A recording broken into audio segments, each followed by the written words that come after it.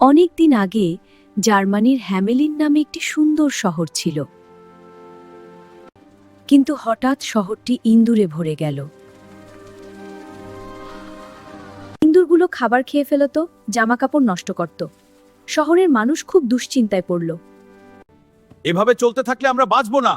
কিন্তু কেউই সমাধান খুঁজে পাচ্ছিল না। ঠিক তখনই রঙিন পোশাক পরা এক বাঁশিওয়ালা শহরে এলো। আমি চাইলে এই শহর থেকে সব ইঁদুর দূর করতে পারি। মেয়ের খুশি হয়ে বললেন। তুমি করলে আমরা তোমাকে পুরস্কার দেব। বাঁশিওয়ালা তার বাঁশি বাজাতে শুরু করল। সেই ইঁদুরগুলোকে নদীর দিকে নিয়ে গেল। কিন্তু কাজ শেষে মেয়ের কথা রাখলেন না। তিনি বাঁশিওয়ালাকে পুরস্কার দিতে অস্বীকার করলেন। বাঁশিওয়ালা খুব দুঃখ পেল।